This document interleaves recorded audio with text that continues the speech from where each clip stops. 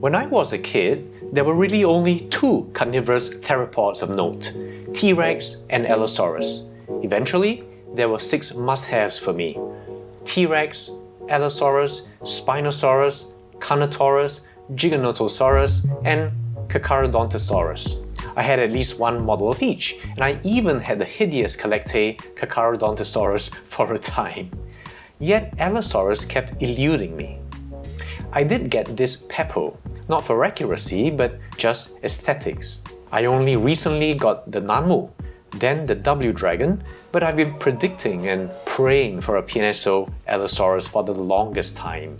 Well, that time is now. This is the PNSO Allosaurus, and it is impressive, most impressive. There's some discussion whether it's Allosaurus fragilis or jimmadseni. I incline towards jimmadseni for reasons I'll explain later. So I'll give you 2 scales. Measuring along the curve, it's about 26.5 centimeters or 10.5 inches. Allosaurus jimmadseni is estimated to be 8 to 9 meters, that's 26 to 29.5 feet, which would make this PNSO 1 to 30 to 1 to 34 scale. Allosaurus fragilis has been estimated to be between 8.5 to 9.7 meters, that's 27.8 to 31.8 feet, so 26.5 centimeters makes this 1 to 32 to 1 to 37 scale. So assuming intraspecies variability, both could be pretty close to 1 to 35 if that's your favorite scale. I will look at some other comparisons at the end of the video. First, a comment on color. So far, PNSO has followed their release image paint applications very closely. This one, however, the color is a shade darker, especially in the ventral regions. It's still pretty close though. Now on its own, it looks really good. It's nice to have a lighter colored predator because we already had darker ones like the rust red T-Rex and Carnotaurus. And as for something that does look better in hand, when I saw the release images, the head looked a little too small. Well, thankfully, here it's proportionately bigger and more correct. So maybe it's just perspective. There's been some debate as to whether this is Allosaurus fragilis or jimmadseni. Let me weigh in with my own 2 cents. Automorphies are derived traits that are unique to a given taxon. Now, these distinctive features let experts differentiate between relatives, even close ones. Now, some autapomorphies are defined by highly technical details, requiring a high degree of precision and anatomical knowledge which I don't have. Now, these are meaningless to an ignoramus like me. However, some are more obvious, and in the case of Allosaurus, there are 2 helpful ones. First, Allosaurus jimmadseni has a pair of nasal crests formed from the dorsolateral projection of the nasal bones, as you can see on the left. This isn't present in fragilis on the right. Instead, you see what looks more like a flattish lateral shelf that overhangs the antorbital fenestra. Secondly, look at this bone called the jugal. You can see in fragilis, the ventral margin has a rather sigmoid curve, but it's relatively straight in jimmadseni. And that's what you see here in a PNSO. So I believe it should be Allosaurus jimmadseni, and other people I've spoken to agree. End of story, right? Well, not quite. If you watched my last video on the PNSO Pachycephalosaurus, I mentioned my viewer Morgan, who's an avid dinosaur fan and medical illustrator by training. In that video, he made some observations about the PNSO version and presented his own modifications. This time, he's applied himself to this little conundrum, and here's his input. Again, any error in reasoning is probably my own misinterpretation of his argument. First, here's the PNSO Allosaurus head. Next, he marks the anatomical landmarks that he'll use to align the skulls. These are the eye in the orbit, the lacrimal horn, the most anterior teeth, then the ventral margin of the premaxilla, the maxilla, and the jugal. I apologize if I'm a little off in my highlighting. My surface anatomy is a tad rusty. Next, he overlays the skull of jimmadseni. You can see there's a definite misalignment, especially in the lower part. Overlaying again the ventral margin of the jugal, maxillary and premax, you'll see that the line doesn't really fit. Let's remove all that and go back to the landmarks. Now this time, overlaying the skull of fragilis, you'll see a much better fit, especially the jaw. I remind you that this was the jimmadseni skull, and this the fragilis. Now marking the ventral margins again, and then removing the skull, you'll see a much better fit. So Morgan finds that the landmark alignment of the fragilis skull to the model match very closely and is really impressed with the PNSO sculptors, and I know he's not easily impressed. I'm delighted to have a contrarian opinion, and I look forward to any other real experts out there weighing in. Meanwhile, Allosaurus jimmadseni or fragilis, or perhaps a chimera? You decide. In addition, he feels that the throat extends quite far below the lower margin of the angular. Now that's this bone here. So he's modified the image accordingly. In fact, later on, rereading the Chury and Lowen 2020 paper, I realized that Scott Hartman has done the same. So great minds do think alike.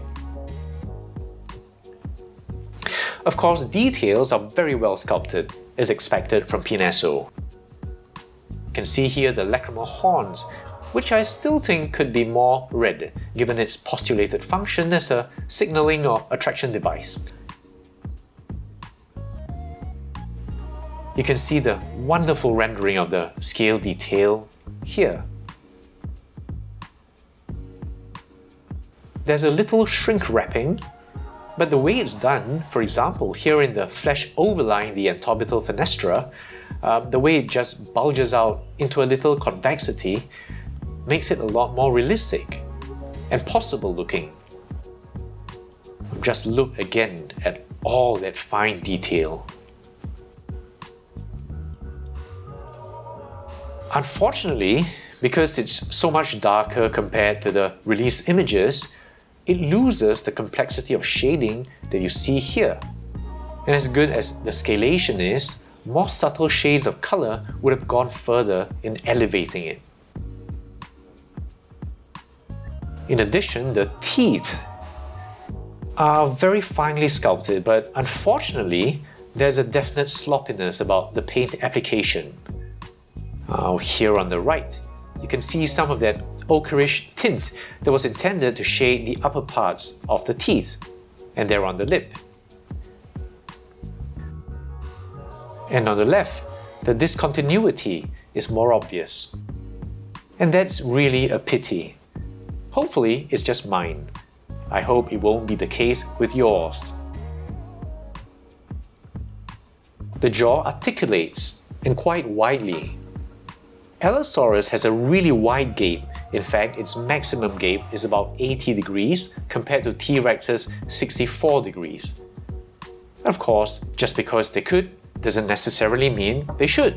And the optimal gape respecting maximum muscle efficiency is about 28 degrees, so something like this would be more realistic. On the palate, you'll see the openings that connect to the nasal passages, a nice detail. The Allosaurus has blue eyes. I love blue eyes in dinosaurs, but I hope they won't overuse the color. I once wrote to Dr. Matthew Weddell for his opinion on iris colors, and he said they can be pretty much whatever color there is in nature. There's a kind of calm peacefulness I associate with blue, so to see it on a predator is a bit odd to me. The rest of the animal is no less detailed, and PNSO has continually innovated. The exciting thing is they seem to have learned, starting in their Parasaurolophus, how to render a more realistic skin detail at the scale of the model.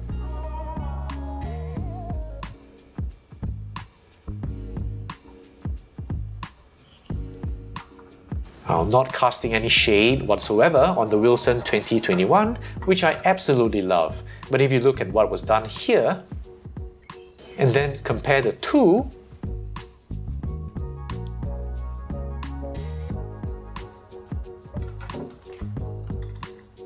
and again on the Carnotaurus,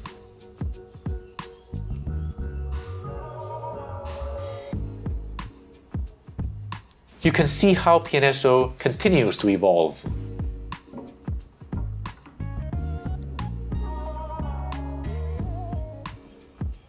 Just have a look. Beautiful realistic texture, hinting at scales without oversizing them, with the occasional scute. Skin creases at appropriate points on the body, such as the neck.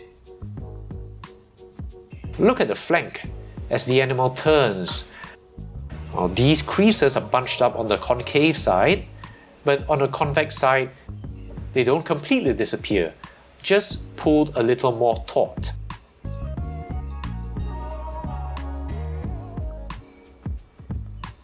I'm definitely liking these spinal osteoderms here, which extend all the way down the tail. Besides being such fine detail, they're individually sculpted, so no two are the same size and shape. Some even look malformed or damaged.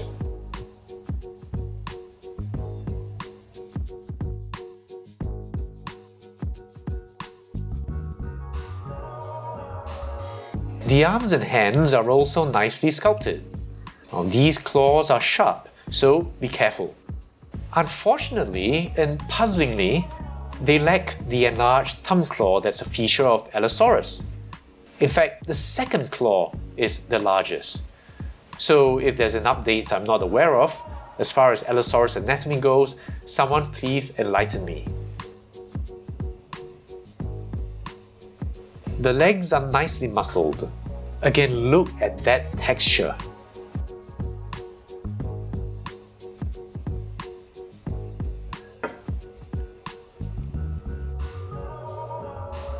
The size of the feet appear correctly small to me, while the opposite, feet too big, is more commonly seen in models.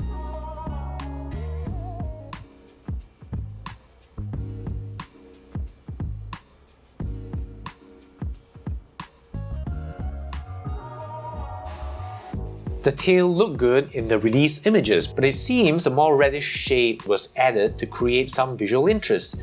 And I absolutely love this kind of accent. And you can see how nicely it's transitioned into here.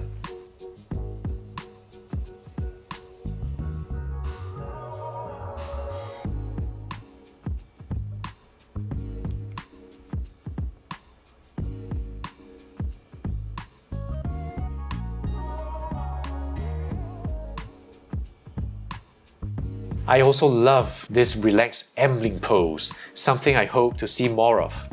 Now I'm all for dynamism of course, but I also enjoy something more serene or subtle. It looks really good from all angles.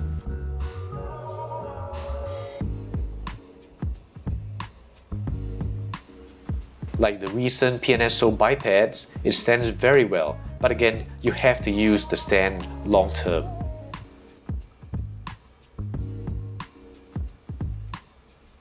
Now some comparisons. First, we have the 1:30 W Dragon Allosaurus fragilis.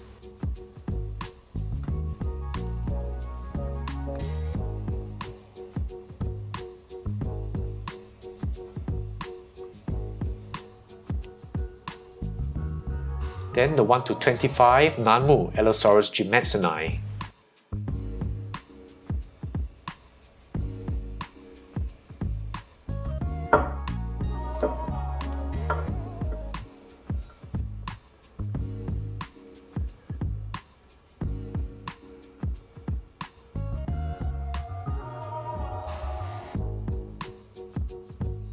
If you have him, here's the Collectae 1:29 scale Torvosaurus.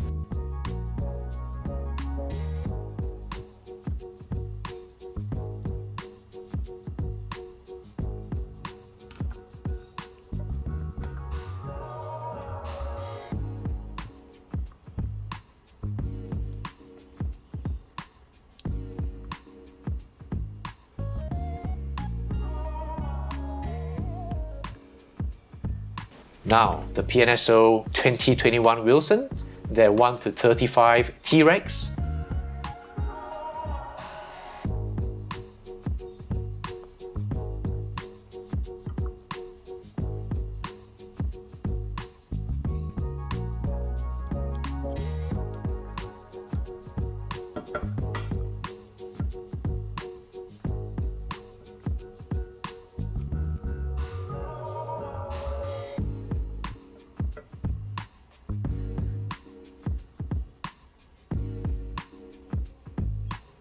the PNSO 1:35 Carnotaurus,